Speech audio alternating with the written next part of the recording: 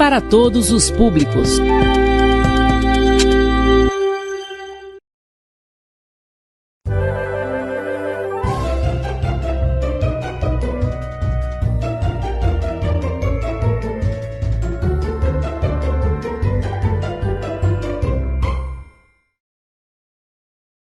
Olá pessoal, estamos começando mais um Escola em Minha Casa, Projeto de Vidas. A aula de hoje é Ciências, o tema vai ser Hereditariedade. Vamos tratar aí da questão da herança genética, falar de Mendel, que é um dos caras aí que é a base da questão da genética da hereditariedade. Também a gente vai falar de Aristóteles, lá do início, ou seja, antes de Cristo, para verificar toda essa história vindo até chegar basicamente em Mendel. E na próxima aula a gente continua com mais detalhes. Então, pega o seu caderno aí, sua folha e mãos à obra. Dando continuidade, o tema hereditariedade.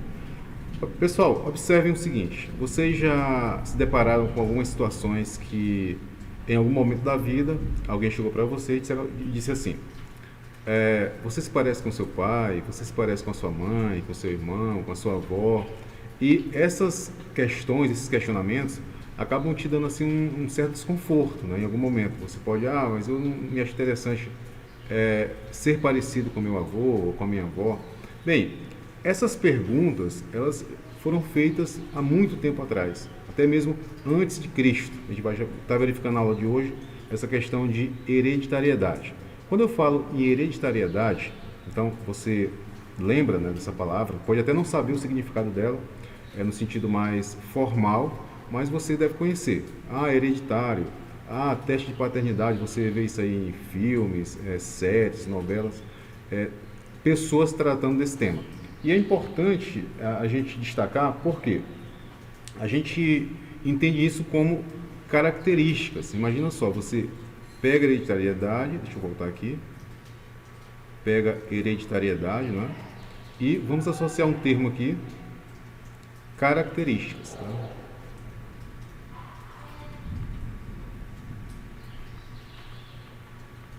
Características.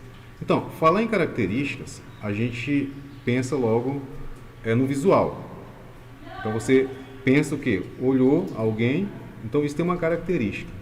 Essa característica ela é suficiente, ou seja, cor do cabelo, cor da pele, cor dos olhos, altura, a questão mesmo física. Pessoal, a gente está no 9º ano, não é isso? A gente vai tratar de assuntos mais finos, no sentido de esmiuçar, de buscar mais conhecimento, nesse sentido da hereditariedade, porque a gente vai entender a questão celular. A palavra aqui de hoje, que vocês conhecem bem do ano passado, né, do 8º ano, vou chamar aqui célula, tá? Célula. Célula. Aí você fala, professor, mas por que falar em célula? Vocês lembram de uma questão que a gente tratou da célula lá no 8º ano, que falava que a célula estava dividida basicamente em duas. As pré, né, que são procariontes, e as eucariontes. E um detalhe interessante nessas células é que nós, seres humanos, animais em geral, são formados por células eucariontes. O grande diferencial dessas duas células é a questão do núcleo, né? O núcleo da célula eucarionte é um núcleo bem formado, um núcleo bem conciso, bem definido, que é o que diferencia da célula procarionte, uma célula primitiva, uma célula que não tem um núcleo bem definido. Falar em núcleo, né? O núcleo é o lugar onde encontra-se uma partícula, vou chamar assim, que é o DNA, né? Que é um ácido, que vai estar lá colocado a nossa espécie de identidade, ou seja, aquela questão dos detalhes que fazem com que a gente pareça, né? Ou seja, se pareça com o nosso pai ou com a nossa mãe. Então, não necessariamente só o externo que vai ser levado em conta. Embora essa questão do externo, ou seja, essas características externas, é o que chama mais atenção.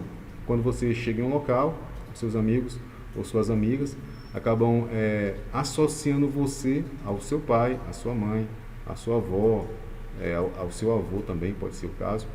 Por quê? Porque você se parece com essas pessoas. Então, você começa a se perguntar, mas por que eu me pareço com a minha mãe? Por que eu me pareço com o meu pai?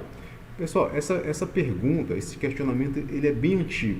Se você pensar, isso começou do século XVIII, século XIX, século XVI. Não, isso é bem antigo. Se você imaginar o seguinte, nós temos que um filósofo aqui, vou colocar o nome dele, Aristóteles, tá? Vou colocar bem aqui para você verificar. O Aristóteles, ó.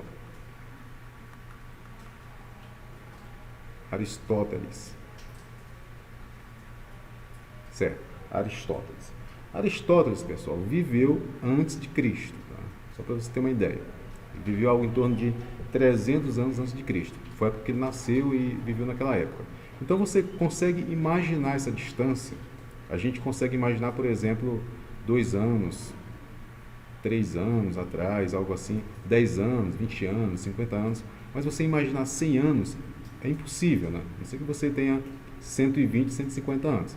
No caso, imaginar uma situação de que alguém viveu antes de Cristo e já imaginava algo relacionado a características, a hereditariedade, que agora eu quero classificar com vocês aqui um outro ponto, né? Quando eu falo em características, eu penso em herança biológica.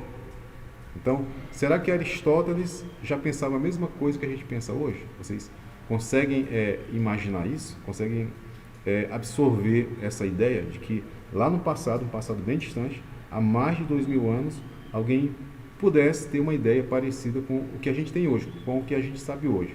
Vocês acham que isso é possível? Claro que não.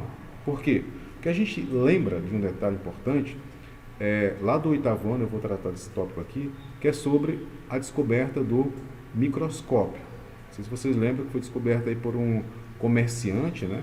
O comerciante Leeuwenhoek, o nome do comerciante, que ele descobriu esse microscópio e depois foi aperfeiçoado pelo descobridor do termo célula, que é o Robert Hooke, né? Robert Hooke, ele é dado como o pai da célula, mas ele, de fato, ele descobriu o termo, na verdade, ele utilizou o termo célula para dar a ideia dessa questão da partícula, né? E quando eu falo em célula aqui, nesta aula, eu quero me remeter à questão nuclear, ou seja, a questão do núcleo, o centro da célula, tá?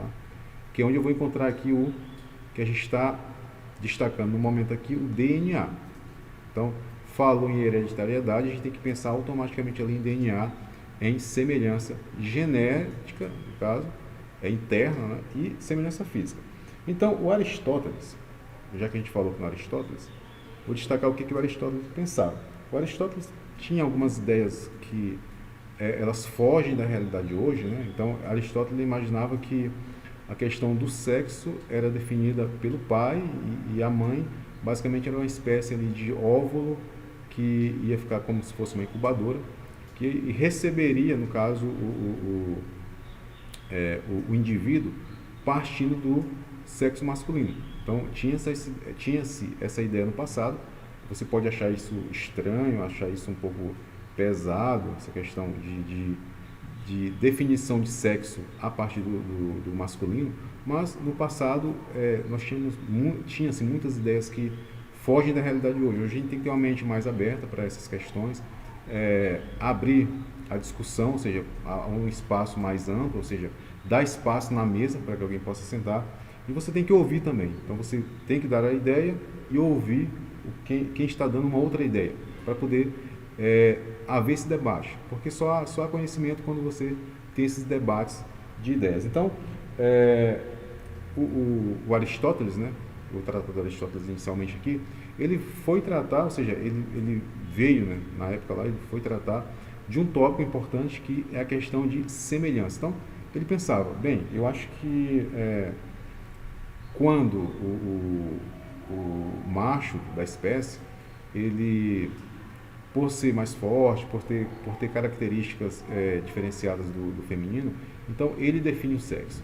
E isso passou por muito tempo. Se você pensar em 300 anos antes de Cristo, agora imagina, 1.600 anos depois de Cristo, ou seja, algo em torno de 1.900 anos, quase 2.000 anos, desde o Aristóteles, a gente vai ter uma ideia aí de diferenciação. Imagina só, a ideia de contribuição do macho, ela continua. Então, você observa que lá atrás, bem no passado, tinha-se essa ideia e ela continuou. Então, a contribuição de machos e fêmeas era colocada de forma diferente. A fêmea era como se uma espécie de receptor apenas. Ela ia só receber e o sexo já vinha pronto. Existe um termo que é chamado de homúnculo. O homúnculo quer dizer homenzinho, tá? Vou escrever bem aqui do lado. Essa nossa aula de hoje é mais um detalhamento geral, a gente vai especificar mais nas próximas aulas. Então nós temos aqui o homúnculo, né?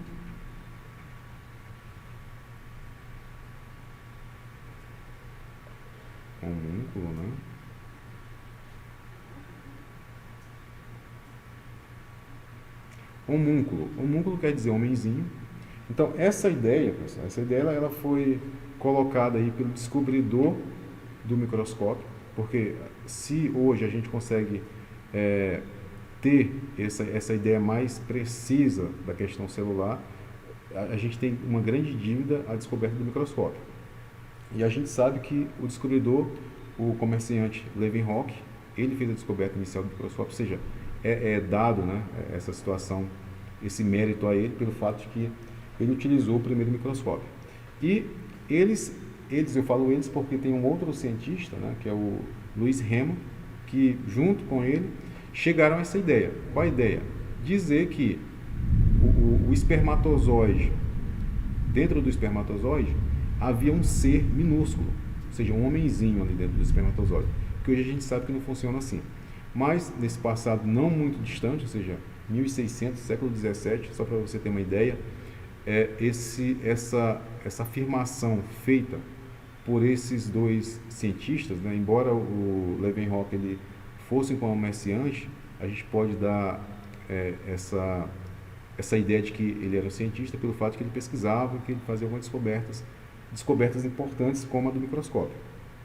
Então, falar em homúnculos, né, homúnculos no plural, a gente tem uma ideia de que as pessoas pensavam muito diferente do que é hoje. Agora imagina só, você pode até achar estranho, mas tente se colocar, você que está agora em casa e assistindo essa aula, tente se colocar lá no passado. Então, voltar aí 400 anos, 500 anos, 1000 anos, e imagina você naquele mundo, naquele momento, se você conseguiria pensar diferente. Porque a gente não consegue imaginar, por exemplo, uma árvore de um fruto dando outro fruto. Na verdade, a questão do fruto é justamente o que a gente vai tratar mais na frente, que é a questão do Mendel, né? O Mendel ele vai tratar com as ervilhas. O Mendel é o grande nome da questão da hereditariedade. E a gente consegue verificar lá no passado que há uma escada, uma espécie de escada. Você vem aqui, uma quantidade de conhecimento, outro cientista vem, contribui mais, até chegar em um momento que o cientista que está bem aqui em cima, ou seja, bem próximo já, ele pega todo esse conhecimento aqui do passado, conhecimento que foi proposto aí por cientistas inicialmente, ou seja, algumas ideias que eram ideias válidas na época, né, mas depois elas acabaram ficando distantes da realidade por questões de tecnologia. Então, o microscópio foi uma tecnologia? É uma tecnologia? Sim. Embora o microscópio inicial, lá do século 17 mais ou menos, ele era um microscópio simples, né? Tinha só uma lente, um metal, então não tinha tanta tecnologia. Mas era uma tecnologia para a época, né? Claro. A gente compreende dessa forma. Então, essa questão de sexo, de contribuição masculino, feminino, tem muita relação com a questão hereditária. Tá, pessoal? A gente vai ver também mais na frente a questão da contribuição e a gente vai concluir que as contribuições para a formação do indivíduo, ela parte em quantidades iguais dos dois animais, no caso, vou falar assim, dos dois animais, ou mesmo das duas situações naturais, vegetais. Você consegue verificar que você vai ter contribuições aí no ser humano, vou tratar do ser humano especificamente, contribuições iguais, ou seja, a quantidade do pai na contribuição para o nascimento do filho vai ser a mesma contribuição da mãe. Então, essa ideia aí do passado, que talvez ela ainda sobrevive em algum momento, em alguma situação, em relação a essa contribuição para a formação do indivíduo, ela vai ser derrubada exatamente nesse ponto, em que o pai e a mãe têm as mesmas contribuições para a formação do filho. Então, voltando aqui à questão hereditária, né? A hereditariedade, como eu já falei, é uma questão de herança genética. A gente fala em herança, você pensa logo em, a herança eu só recebo quando eu morro, quando a pessoa morrer, quando alguém morrer deixa para o outro, é isso? Não, essa herança genética ela já passa direto do pai para o filho. Mas quando o filho recebe, ele já recebe em uma segunda mão, ou terceira mão, ou quarta mão, falando nesse aspecto. Por quê? Porque essa herança já vem do avô, já vem do pai do avô, do pai da avó. Então ela vem bem distante, ela vem muito longe. Se você for pegar e montar aí a questão da árvore genealógica, no caso do indivíduo, né? A de formação do indivíduo, do pai, da mãe, do avô, da avó, você vai ver que nesta árvore, você está vendo ali apenas o físico, as fotos, mas há ali por trás de tudo uma questão genética, uma questão de contribuição celular, contribuição do DNA.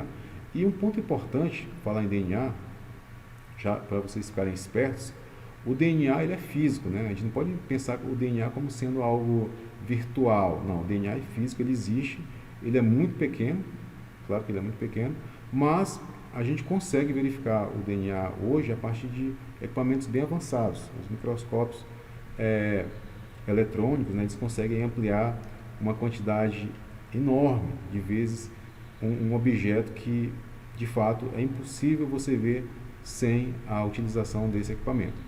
Então, a gente consegue verificar o quê?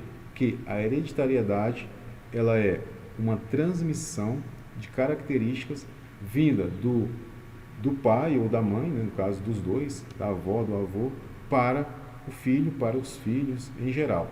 Então, pensou em hereditariedade, você vai pensar em herança genética, basicamente isso. Então, a herança genética é o quê? É algo que vem do gene, né?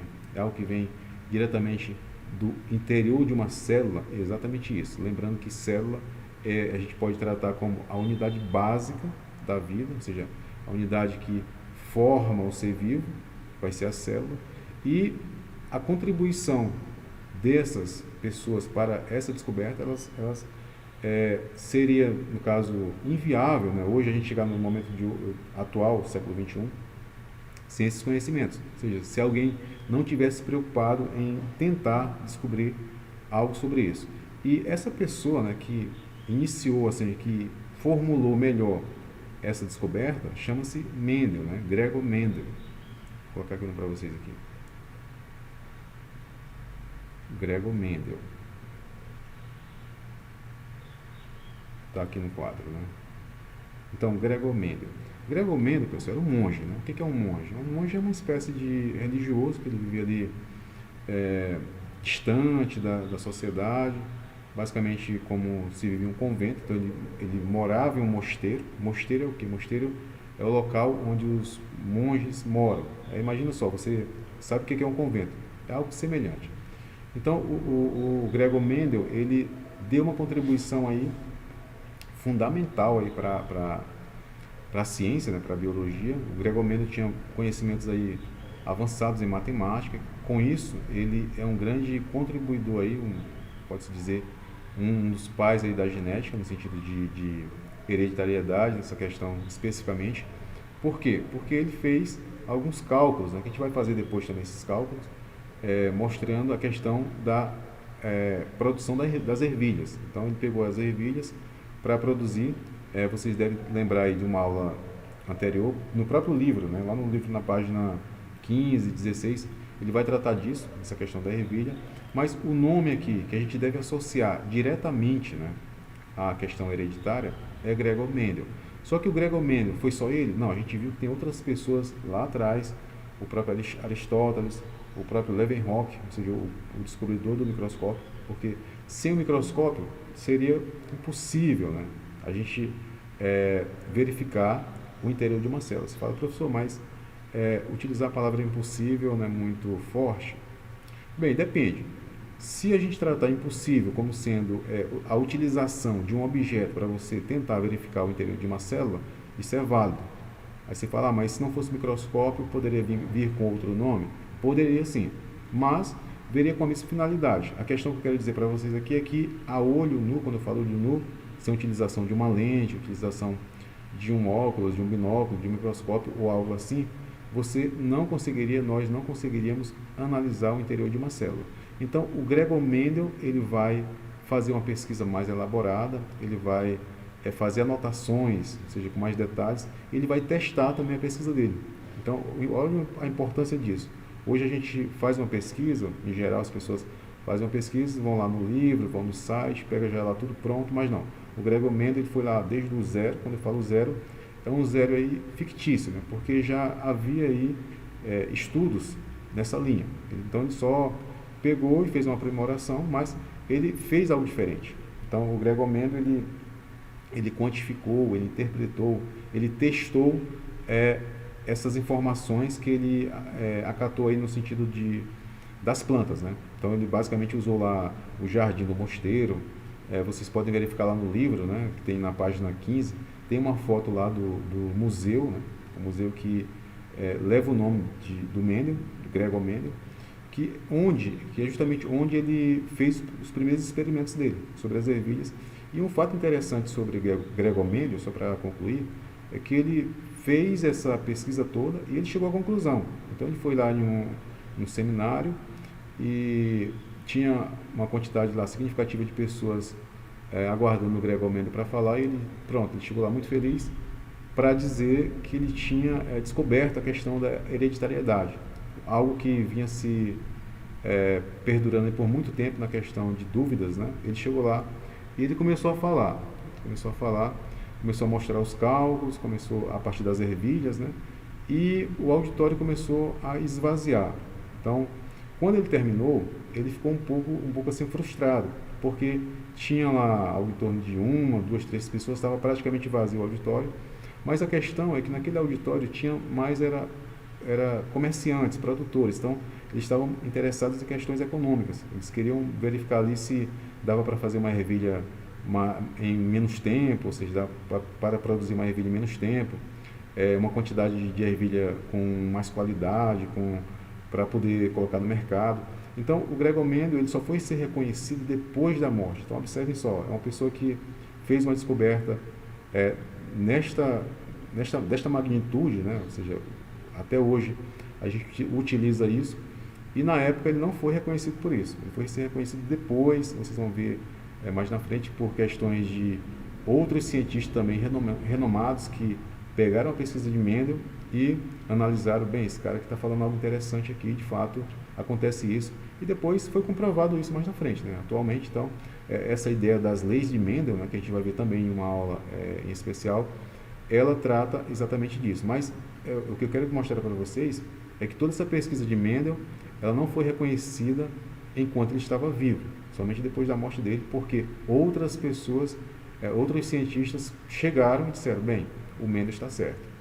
Então, pessoal, a gente conclui aqui, né, vou voltar aqui ao quadro. Não vou deixar a atividade hoje, porque a aula não terminou, a gente vai ter umas 3 aulas nessa linha, né? Hoje foi só uma apresentação para você entender que a hereditariedade é uma herança que passa aí do pai para o filho, do avô, então ela vem de longe, né, e vai passando de um para o outro, e onde encontra-se, né, é outro ponto que eu quero que vocês analisem, encontra-se no interior da célula. Então, vocês lembram da célula eucarionte, célula animal?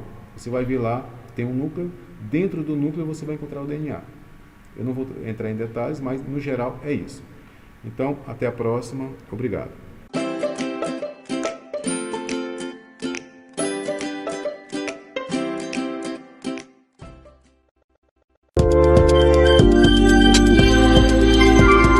Livre para todos os públicos.